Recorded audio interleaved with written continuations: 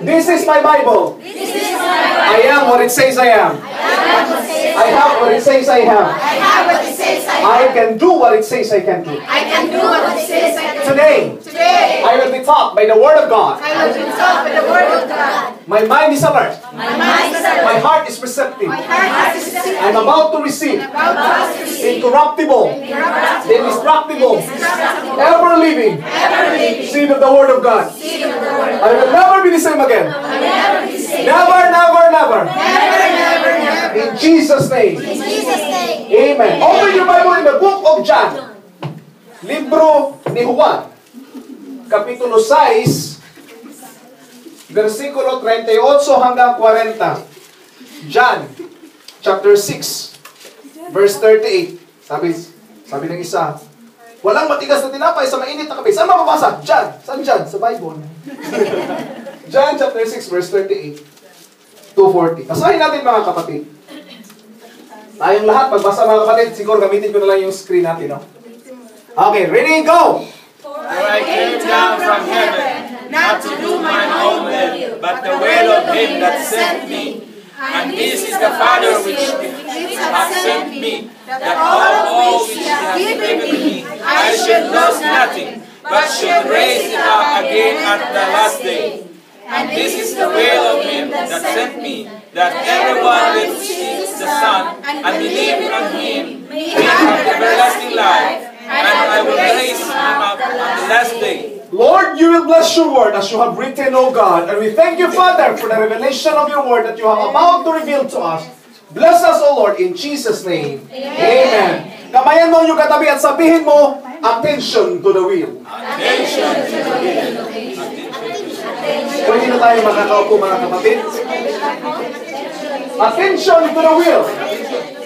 Makakaupo na tayo. Praise the Lord.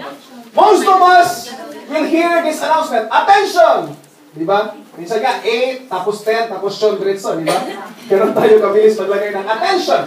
Because we want people to focus their attention on such announcement. But today, we are discussing about attention to the will. Not to our personal will, but the will of the Father. The will of our Lord Jesus Christ. Now, what is the will of God? Binasa natin kanina, mga kapatid. It's not the will of God that anyone should perish, but all should come to repentance. The will of God that the people will come to the understanding that there is only one God who is able to save our soul. At kung ang lahat ay makaintindi ng mga bagay na ito, at maunawaan, mga kapatid, ang kalooban ng ating Panginoon, it's not difficult at all. Ang sabi ng Bible, for I came down from heaven not to do my own will, but the will of Him that sent me. The Lord Jesus Christ, in human form, He said, I didn't come to do my own will, the fleshly will, the will of the carnal mind, the will of the human. But I came to do the will of the one who sent me. And this is the Father's will which hath sent me, and that of all which He has given me, I should lose nothing, that should raise it up again at the last day. And this is the will of Him that sent me, that everyone that seeth the Son and believe on Him have everlasting life. The will of God, that no one should perish, but all should come to repentance. Pero sa kasamang palad, yun talagang malalaglag. The Lord wants everyone to be saved. Pero pwede niya bang ipilit ang kagustuhan ng bawat isa? Kung ayaw maglingkod, pipilitin ba talaga ng Diyos? Hindi naman siguro, tama po ba? It's the choice of man. Kaya the instruction of man is not the choice of God. It's the It's the decision of man. It's the choosing of man. Why people bound to destruction. The Lord wants us to have everlasting life. So that, therefore, we have to believe on Him. And the Bible tells us that He will raise them up in the last day. Resurrection. The last enemy that has to be defeated is not the devil, because the devil is too small. But the last enemy that has to be defeated is the death. And Jesus conquered the death. In 3 days, He rose again. And the Lord said, I will be with you always. I will never leave you nor forsake you. At ang sabi ng Bible, 2 or 3 gathered in my name, there am I in the midst of them. Ibig sabihin, ang Diyos na ating pinaglilingkuran ay buhay. At ngayon ay nandito siya. Kasama natin mga kapatid sa araw na ito. Last week's discussion, we have discussed mga kapatid, parang ang init yata. Last week's discussion, we have discussed these 3 aspects mga kapatid, no? Interest, attention, and expectation. Last week, we discussed about interest. These 3 steps, one can use to build up realities. This will help or make you attractive and will attract more blessings to your life. This month, our theme is attract, right? So these 3 makes one attractive. And last week, I discussed about interest. This afternoon, we will be discussing about attention. Bakit sinasabing step? Because the first step is interest. Kung saan yung interest mo, doon ka madalas ganado. Di ba? Pag interest mo sports, of course, makikita ka talaga. Pag Friday, halos gusto mo. Simba, pagkatapos na simba, sports agad. Di ba? Because that is your line of interest. But it's not enough. We have to go towards attention. Or making our attention on certain aspect. To have a high interest is not enough. We must inject this interest into our daily labors. Our attention must portray our interest. Take note, our attention must portray our interest, and the keener our interest, the more intense will be our attention. Kung ano yung pinakahiling-hiling mo, doon halos lahat ng atensyon mo nabubuhos. Halimbawa, mahilig ka sa golf. Minsan nakakalimutan mo ng ibang bagay. Pati pagkain, pati pagligo. Golf ka lang ng golf.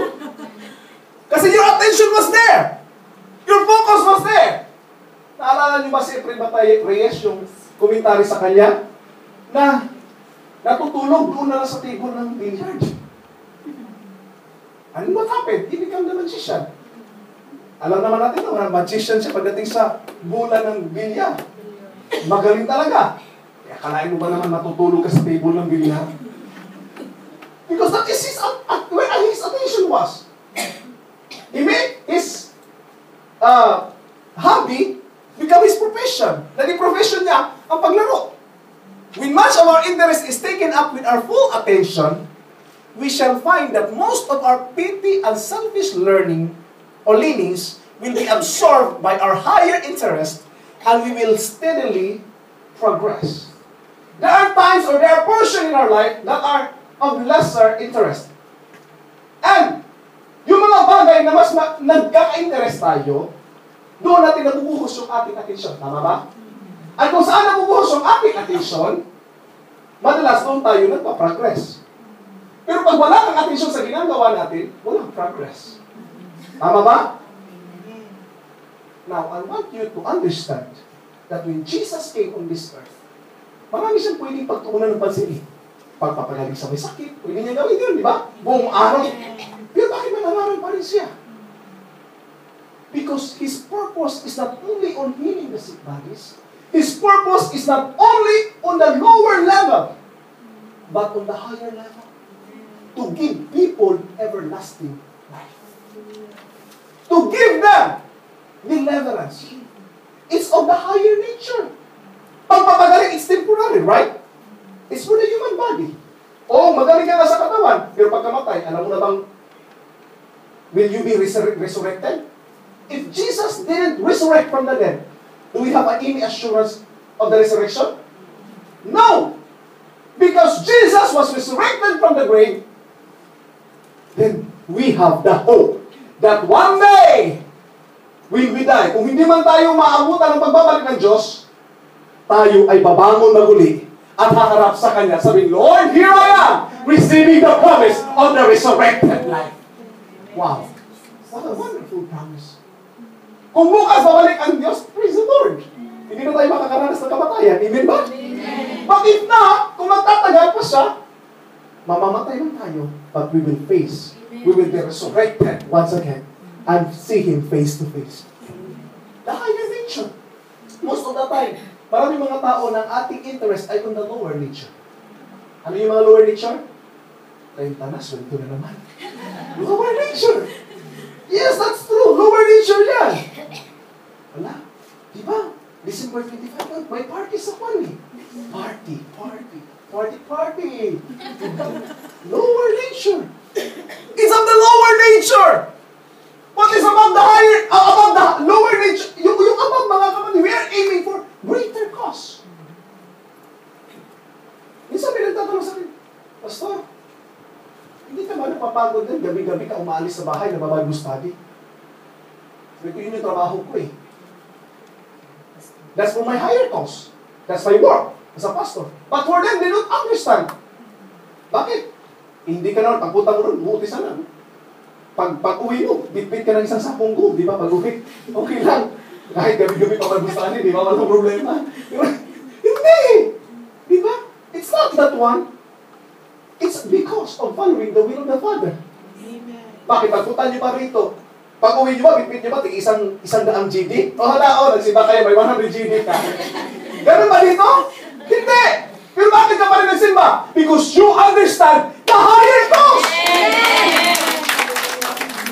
You are not limited on the level of the people in this world.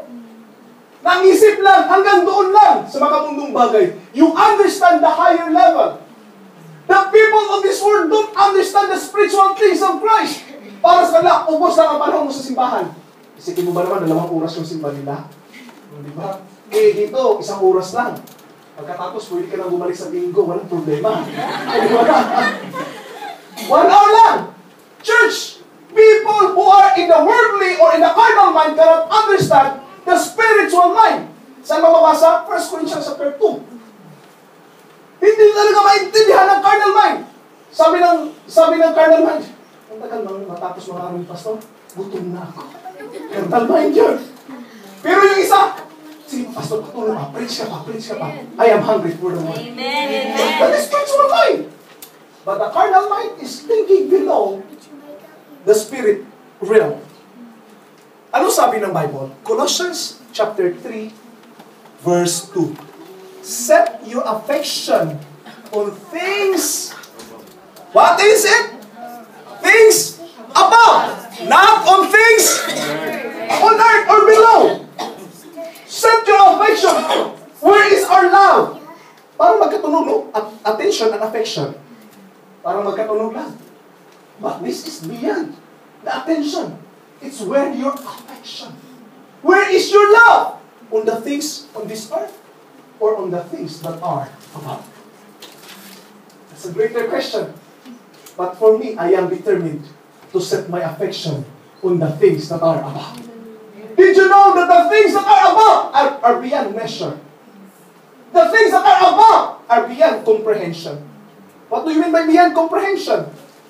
Okay. Give me a description of a beautiful garden. Sabi mo, may isang hilera ng mga rosas. Merong daisy na, diba? Daisy na. Tapos ano pa ba yung mga bulaklak na yan? Hindi ko alam yun eh. Yung mga sampagitan, mahalin muyak, naglalakad ka sa... You can express in words, right? But the question is that enough to express the beauty that the Lord has set before us? No! Hindi yan sapat na comprehension, hindi yan sapat na description sa lugar na inihanda ng ating Panginoong Jesucristo para sa lahat na nananampalataya sa Kanya. That's why the Lord tells us, set your things above, not on things on earth. Why? It's limited. The things of this world is limited. Ano sabi? Madalas natin inisip, paano na lang kung magkagera dito sa Jordan? Magka-bankrupt ang ganito, ganyan. Diba? Nag-iisip tayo ng ganito. Uwi tayo ng Pilipinas, kaya Pilipinas, kurat naman. Madalas natin inisip yan because we are thinking on this below. But the Bible tells us, but the Lord will supply all your needs according to His riches and glory. Not according to the bank of this world, not according to Bank of Jordan, o itihad ba yan o anong bangko yan mga kapatid, kundi ayon sa bangko ng aking Panginoong Jesucristo na kailanman ay hindi mauubusan. Therefore, set your affection on things above. Because Because when God is with us, who can be against us? And when God is with us, ano pang hahanapin mo? We are looking for the providence. But remember, if the provider is with us, providence is not a problem. We are looking for blessings. Blessing, Pastor, blessing, blessing, blessing. I will tell you, if you have the blesser, you have the blessing. And you can have access anytime you want. Amen po ba? Kaya kailan mo gugustuhin, nandyan yung access. Careful. Where is our attention? Is our attention on the worldly things, on these temporal things? Focus your attention on the things of God, doing the will of our Father. Amen. Doing the will of God. Iwan ko mga kapatid kung mabasa ninyo, pero sobrang late yata. But I want you to give your attention on this. Wherefore saying, we also are compassed about with so great a cloud of witnesses. Let us lay aside every weight. May mga bagay bang nagpapabigat sa ating pagtakbo? Mga nagpapabigat sa ating paglilingkod sa Diyos? And the sin which not so easily beset us. May mga bagay, mga kapatid, gusto natin tumakbo. Yung sabi ni Brother Boom, hindi kayang ikuan yung tuhod. I-bend. Kasi kung may bitbit ka, marami, pag i-bend mo yung tuhod, tuloy-tuloy na yan. Maraming nagpapabigat. At wala akong nakita, mga kapatid, na runner, okay, na sumasali sa 100-meter dash, bit, mga kapatid, naka-jacket, naka-boots, naka-pantalon. Nakakita na ba kayo ng 100-meter dash na runner na gano'n? Wala! Every weight is cast away. Set aside. Ano ba mga bagay na bibigat sa buhay natin? Kapaitan, hatred, galit, brokenness, bad experiences. Yun yung mga nagpapabigat sa atin. At iniisip natin, yung mga nakaraan ko, Pastor, talagang nagpapabigat yun sa akin. I will tell you, it is not pabigat sa iyo. Stepping stone yun, mga kapatid, o mamamot ko ang design para sa iyo. The thing we thought a stumbling block is actually a stepping stone. Ulitin ko, the thing we thought a stumbling block is actually a stepping stone. Akala mo katitisuran. Yung pala, hangganan. Hindi natin napapansin na lahat ng nangyayari sa buhay natin ay may aral tayo nakukuha. Amen. And I will tell you, hindi lang ako magtatanong ng edad. Harap ko sa Star Shade, hindi ako magtatanong ng edad. Brother Bong na lang kasi wala problema sa lalaki. Ilang taon ka na, Brother Bong? 35. Your past 35 years is your preparation for the next 35 years of your life. Amen. Your past years are the preparation for the next years of your life. Ano yun? Pastor, kung 75 na ako, alis yung 75. Then use your 75 years as an experience to reach your fullest potential when you are 76. Hindi yan masasayang. Bakit? Nasayang ba yung pag pinagpapagalan mo, pinagtatrabuhan mo, yung experience na nakuha mo? Yung aral sa buhay na nakuha natin? Masasayang ba yun? Hindi. Yung bitterness, yung hatred mo yan, set it aside. Consider them as a lesson in our life. I say, Lord, thank you for everything that you have done. Thank you, Father, for these experiences. Bahala na walang boyfriend, Lord. Walang boyfriend muna. Bahala na sila. Sakit sa ulo lang yan. Patuloy mo na ako, Lord. I know you will give me in due time the right person for me. Sinabi niya, lay aside every weight. Hindi ko alam ano yung nagpapabigat sa buhay mo. Hindi ko alam ano yung naging cause para hindi ka makapagpatuloy sa unahan. But I believe, mga kapatid, the best is yet to come. May nakahanapan na best para sa ating unahan. At ako'y naniniwala na kahit matanda na tayo, mga kapatid, bibigyan pa tayo ng magandang opportunity sa ating harapan. The good things are not in the past, still in the future, mga kapatid. And I will tell you, mga kapatid, at sinabi yan ng ating Panginoon kay Moses at kay Joshua. Sinabi ng Panginoon kay Joshua, Joshua, matanda ka na, but there is still more land to come. What do you mean, Lord? There are still opportunities to conquer. Abraham died, Moses died in old age, pero ang kanyang lakas ay hindi humihina. His faith continues to grow. Church of the Living God, let us lay aside every weight. Ang sabi niya ba, Let us run with Patience. patience. Let us run the race with patience. Huwag magmadali. Huwag madali ng buhay. Every now and then is an experience to learn. That is set before us, looking unto Jesus, the author and the finisher of our faith. Church, if we will look at the problem, we cannot finish the race.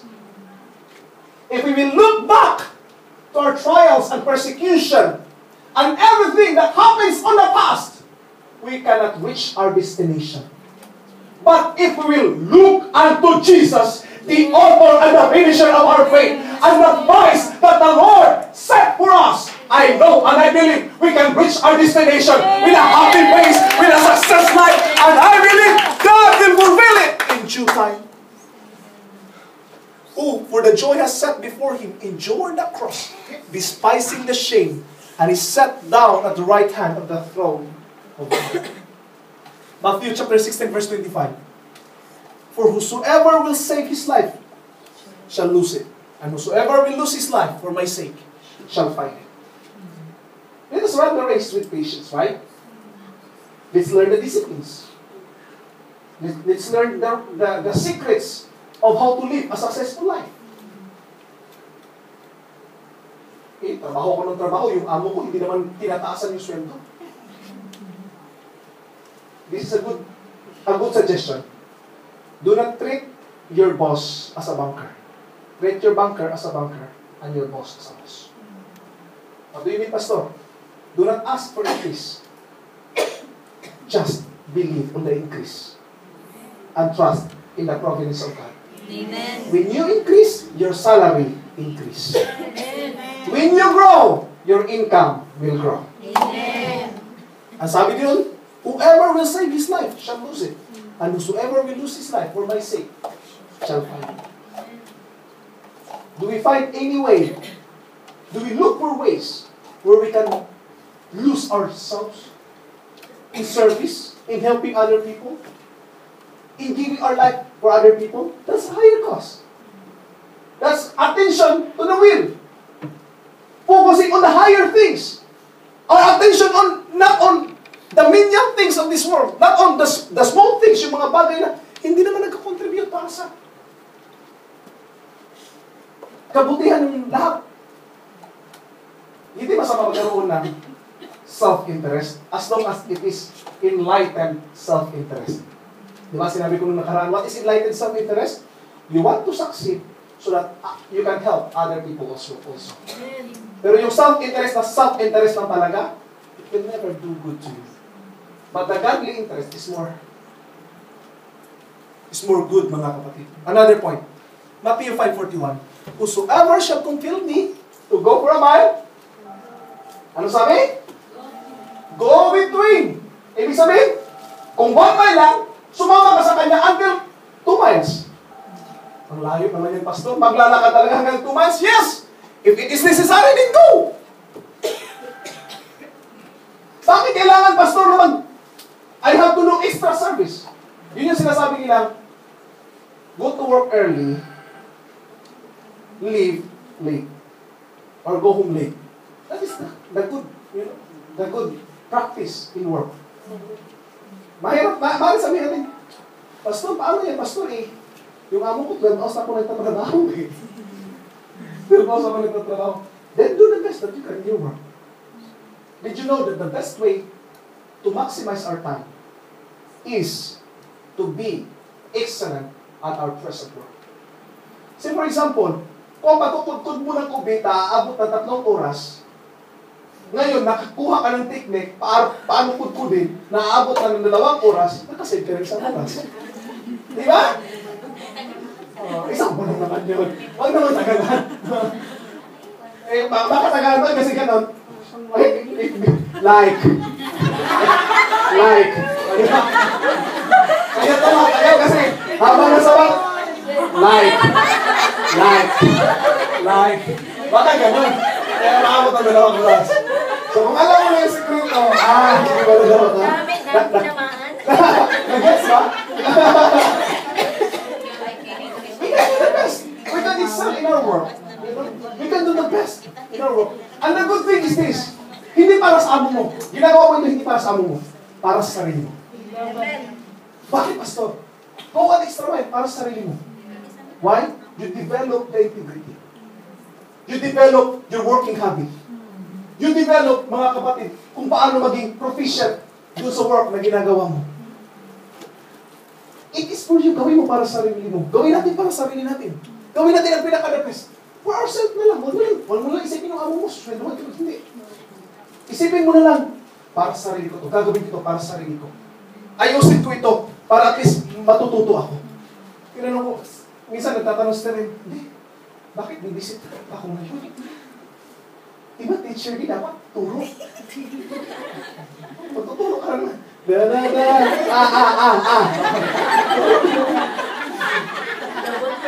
The word purpose.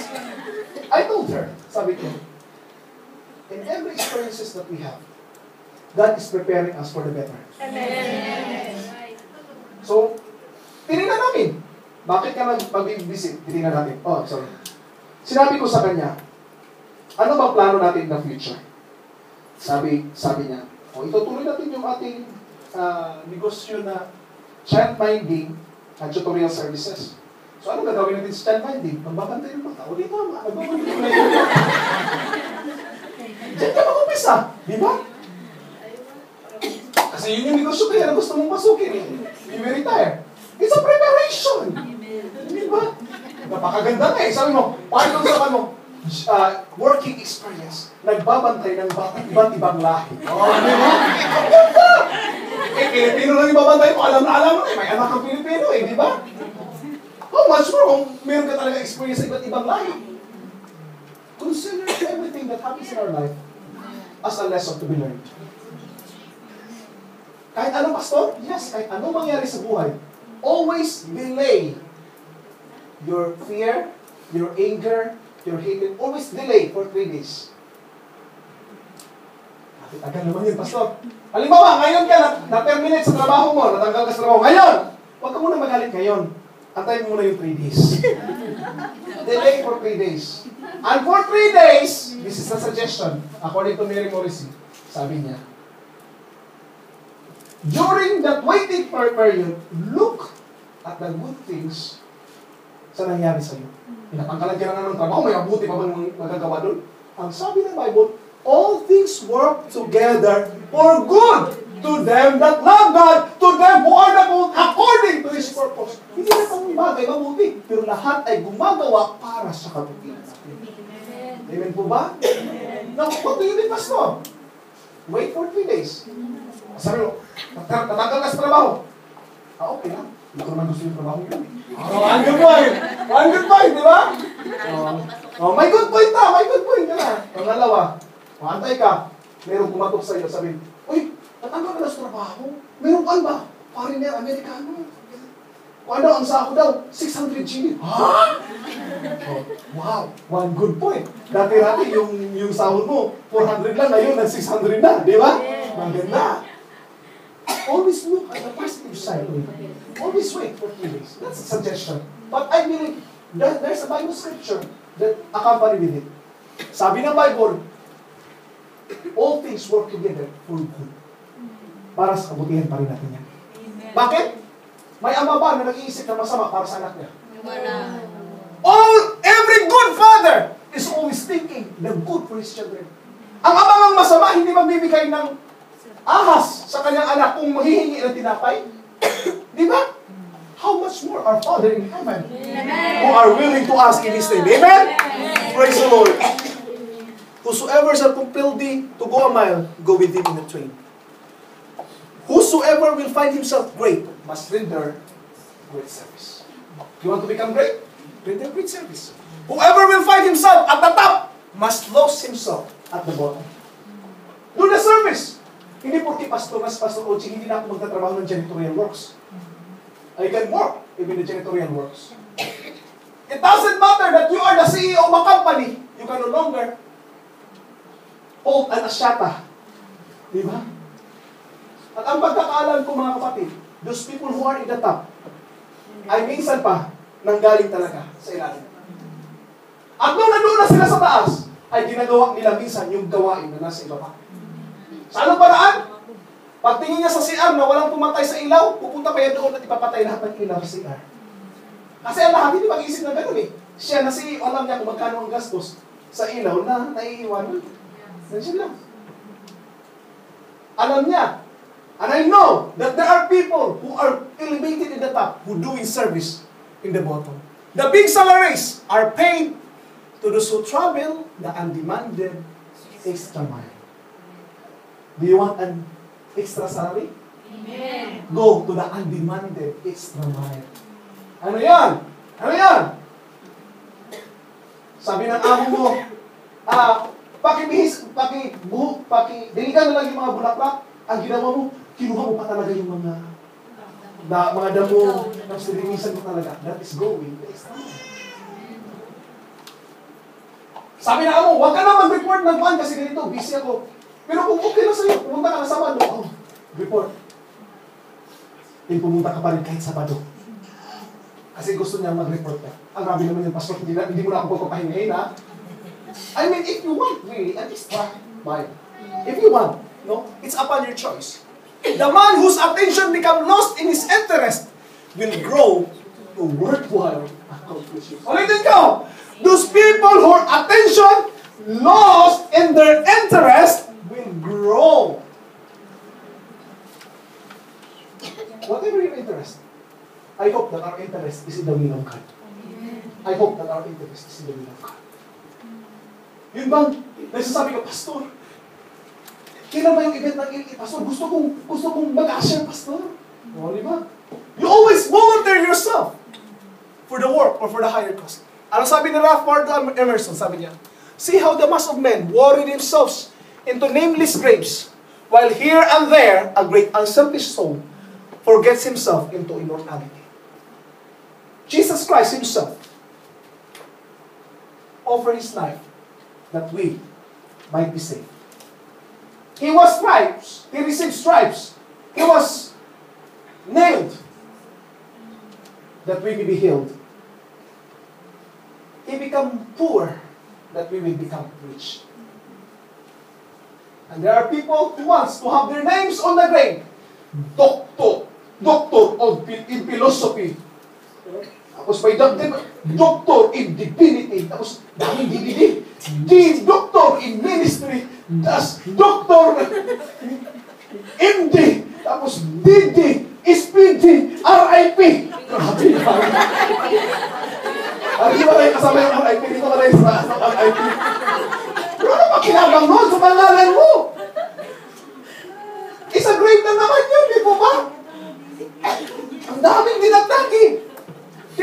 Hindi po mali kukuha ng makuha ang mga courses na ito, maabot ang mga degrees na ito. Hindi po mali yun. No? But what matters most is how do we live our life? Along the process, how do we live our life? Bahala na hindi may sulat yung pangalan ko sa grade ko. Basta may sulat sa bawat puso ng tao. At yun ang pinakamagandang magagawa natin.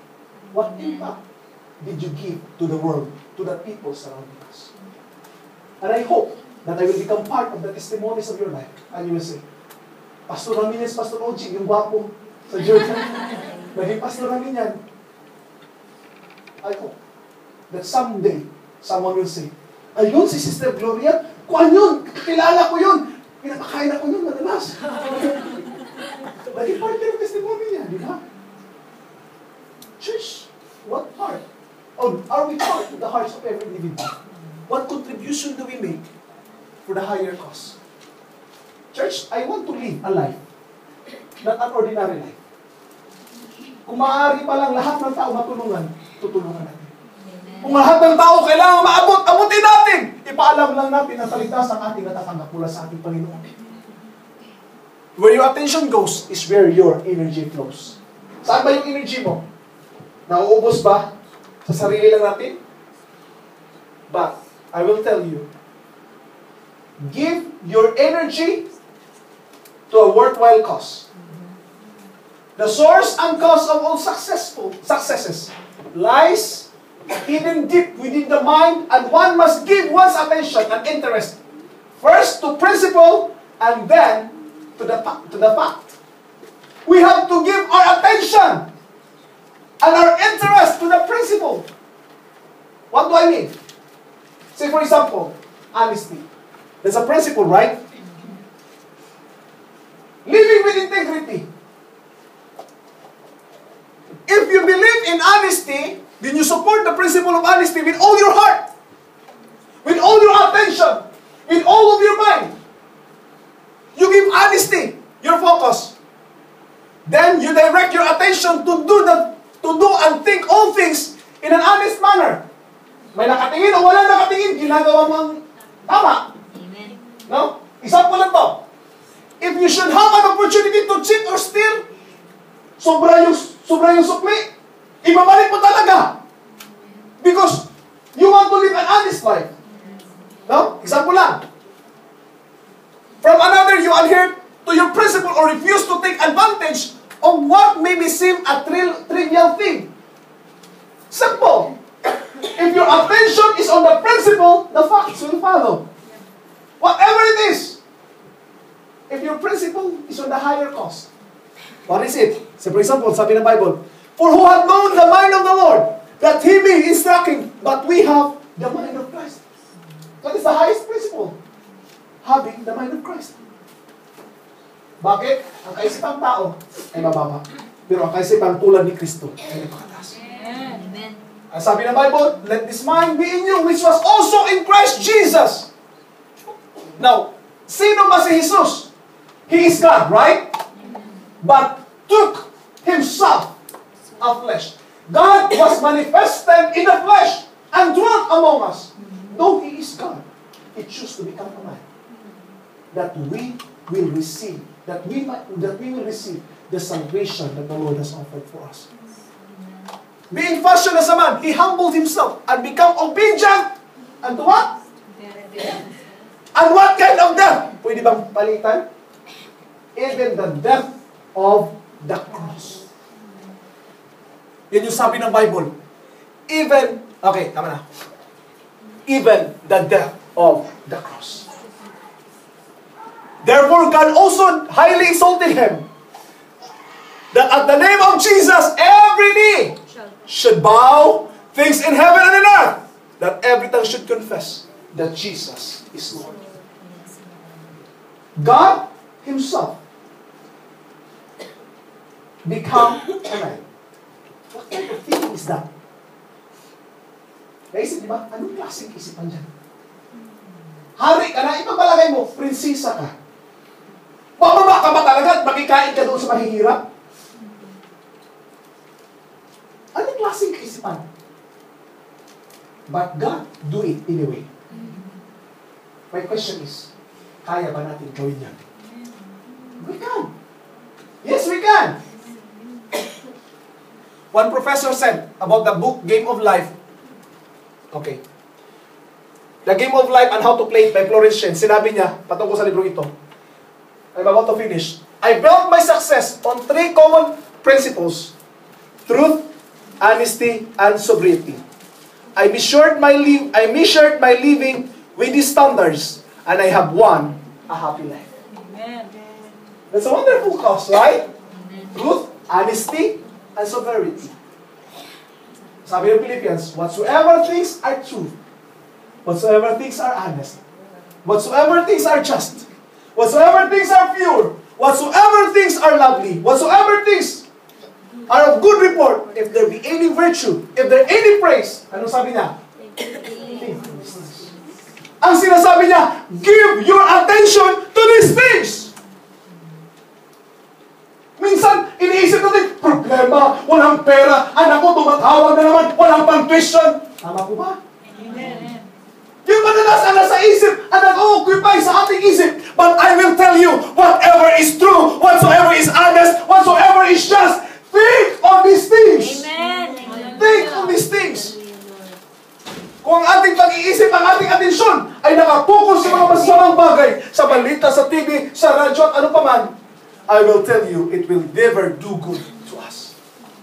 As you strive to give your attention to some constructive interest, you will cease giving so much attention to a lesser one.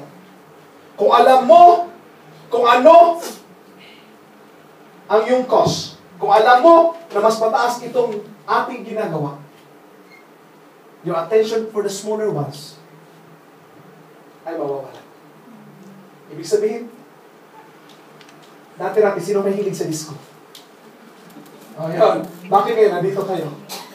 Because you know the higher cause. You understand, and you no longer have any desire going there anyway. I don't care, bahala na kayo dyan. Sino dati-dati dito mahilig sa shot at saka sa... O, yun. O, bakit kayo? Nandito na kayo.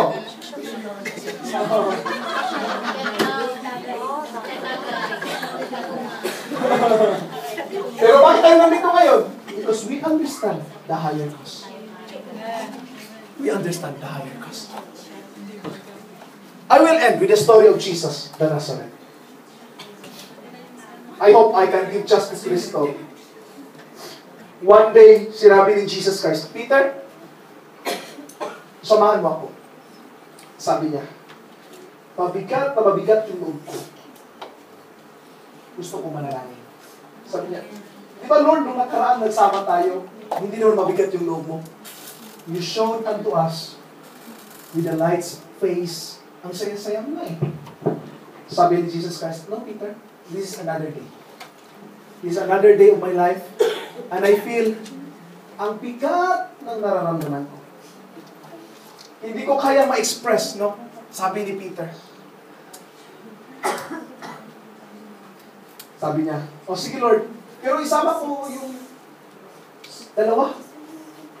Si James at saka si John. Oh sige, tara, akit tayo sa buto.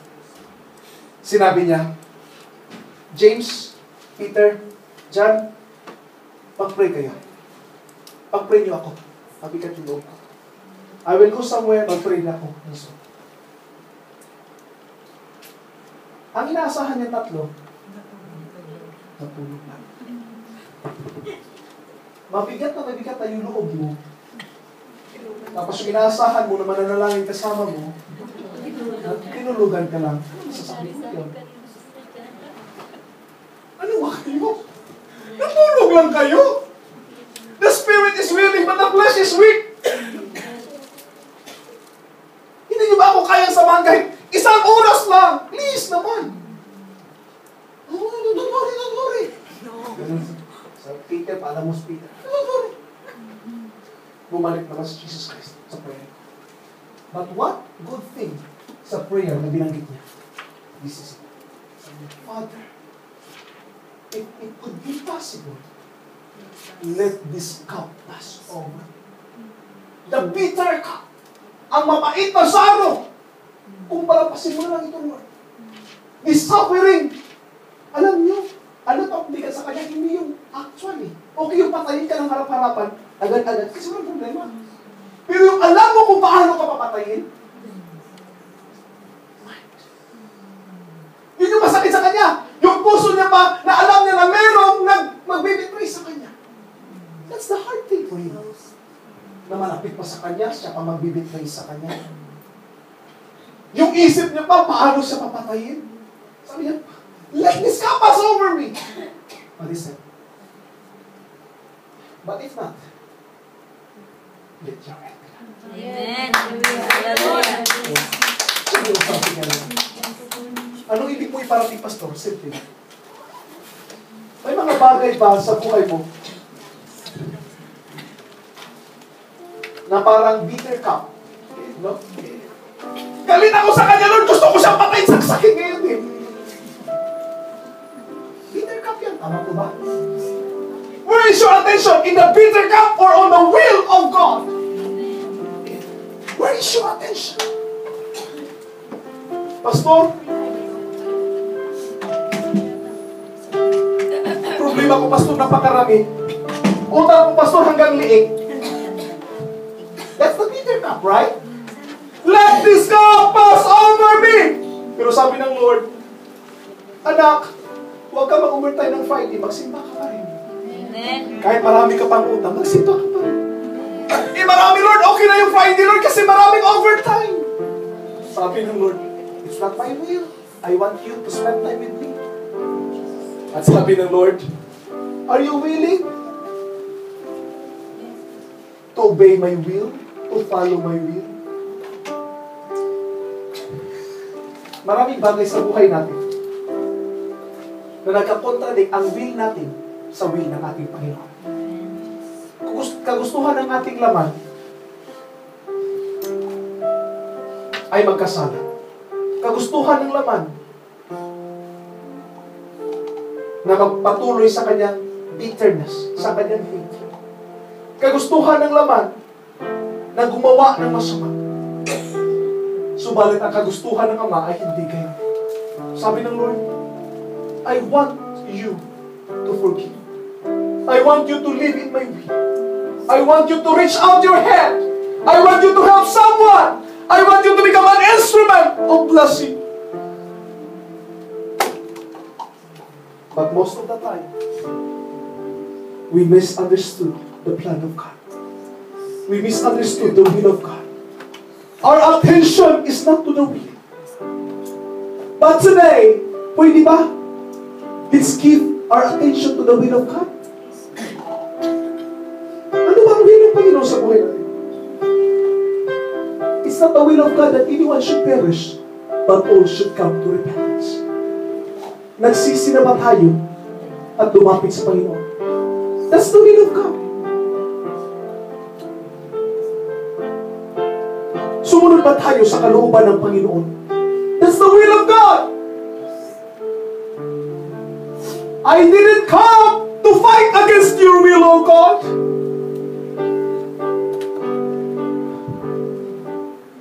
Because who am I to fight against your will?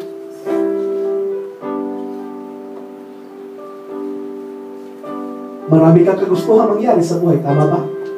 Marami. Hindi ko alam kung ano yung mga bagay na yun, mga kapatid. Marami kang plano. Gusto ko ganito, Lord, ang mangyari sa buhay ko. Plano ka naman ng plano. Pero minsan, hindi natin hiningi sa Kanya, Lord, ano ba ang kalooban?